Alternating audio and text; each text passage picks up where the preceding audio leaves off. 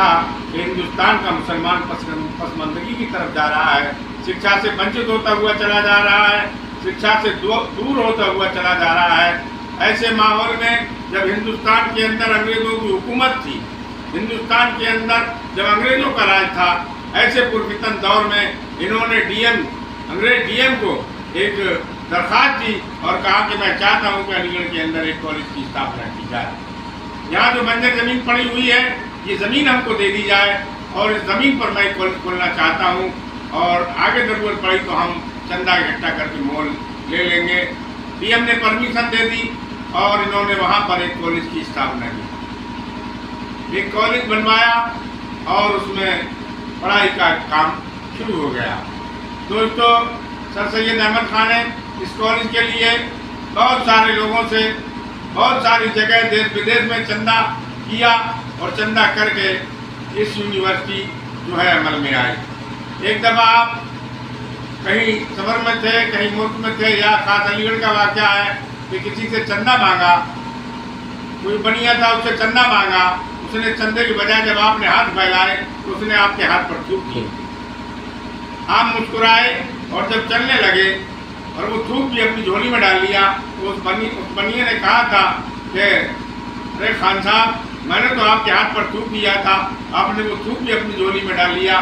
तो आपने फरमाया कि मैंने इसलिए डाल लिया कि ये थूक गारा बनाने के काम आ जाएगा, कम से कम कुछ तो काम आएगा, कहीं एक ईंट ही लग सकती है। तो बड़ा मुतासर हुआ और आपकी इस बात से जब वो मुतासर हुआ और उसने मुतासर होकर उस वक्त आपको उस दौर में उस वक्त में 2 लाख रुपए का चंदा आपको यूनिवर्सिटी के लिए दिया। दोस्तों, मुसलमानों की तरक्की के लिए, बहाली के लिए, पसमंदगी दूर करने के लिए सर सैयद अहमद खान ने उस कॉलेज की जो बुनियाद रखी थी, आज वही कॉलेज AMU यानी अलीगढ़ मुस्लिम यूनिवर्सिटी अलीगढ़ के नाम से आज पूरी दुनिया के अंदर मशहूर है। दोस्तों, ये अलीगढ़ यूनिवर्सिटी की देन है।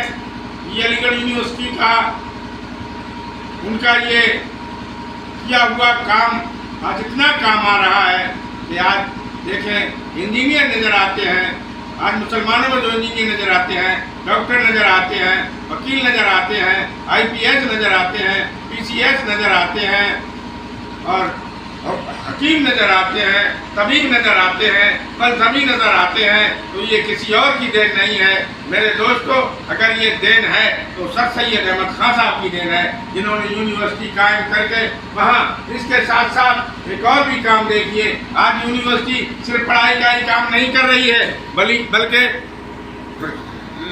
बल्कि गरीबों, मजलूमों, बेसहाराओं और बड़े गरीब तबके के लोगों का इलाज करने का वहाँ एक मेडिकल भी अब कायम हो गया है, जो पूरे हिंदुस्तान के गरीब तबके के बेसहारा मजलूमों का इलाज करने के लिए काम किया जा रहा है। यूनिवर्सिटी की देन है जो तिब्बिया कॉलेज आज अलीगढ़ के अंदर मौजूद है, ये भी मुस्लिम यूनिवर्सिटी अलीगढ़ की ही देन है। मेरे दोस्तों, बड़ा ही अच्छा कारनामा उन्होंने अंजाम दिया, कौम के लिए एक ऐसी मिसाल पेश की जिसका कोई जवाब पूरे हिंदुस्तान के अंदर नहीं मिलता। सर सैयद अहमद खान बहुत ही काबिल आदमी थे, बहुत ही आप राइटर भी थे, आप फलसफी भी थे, आप बहुत कौम के लिए बहुत बड़ा कारनामा उस शख्सियत ने अंजाम दिया। आज हम उनके यौम पैदाइश पर उन्हें इसीलिए खराज अकीदत पेश करते हैं कि उन्होंने कौम के लिए बहुत बड़ी एक यूनिवर्सिटी बनाकर और वे इस दारे फानी से जो है रुखसत हो गए। आप 18 मार्च 1898 को इस दारे फानी से रुखसत हो गए और मुसलमानों के लिए एक बहुत ही मजबूत और महकम हिंदुस्तान के मुसलमानों पर अगर कहा जाए कोई सच्चा रहबर है, आज के दौर में कोई सच्चा रहबर था तो वो हमारे सर सैयद अहमद खान साहब थे। हम तमामी लोग आज यहाँ पर मौजूद हैं और उनका यौम पैदाइश अल्पसंख्यक कांग्रेस कमेटी की जानिब से जनाब शाहनवाज आलम साहब के निर्देश पर हमने यहाँ पर मनाया। हमारे साथ मौजूद हमारे जिले के जिला उपाध्यक्ष, महाराष्ट्र के जिला उपाध्यक्ष आबिद अंसारी जी यहाँ मौजूद हैं और हमारे माइनॉरिटी के जिला महासचिव डॉक्टर जीशान साहब यहाँ मौजूद हैं और हमारे माइनॉरिटी के क्या कहें तहत विधानसभा प्रभारी जनाब मुशाहिद भाई यहाँ मौजूद हैं और हमारे जिले के जिला कमेटी के जिला सचिव भाई उमेश चंद मिश्रा जी यहाँ मौजूद हैं, नरेंद्र कठेरिया जी यहाँ मौजूद हैं और हमारे नादिर हुसैन साहब यहाँ के जो ग्राम अध्यक्ष वो भी यहाँ पर मौजूद हैं और बहुत सारे लोग यहाँ पर मौजूद हैं। और यहाँ भी सदाकत अली और तैयब अली और हमारे बाबू हाफिज साहब और अयूब खां बहुत सारे लोग यहाँ आज मौजूद रहे और उन्होंने अपना कीमती वक्त देकर इस प्रोग्राम को सफल बनाया, कामयाब बनाया। मैं सभी लोगों का तहे दिल से मुबारकबाद पेश करता हूँ इस शेर के साथ कि रोशनी फैलाएंगे जिस वक्त मकतब के चिराग, रोशनी फैलाएंगे जिस वक्त मकतब के चिराग, दुश्मनाने इल्म के चेहरे धुआं हो जाएंगे।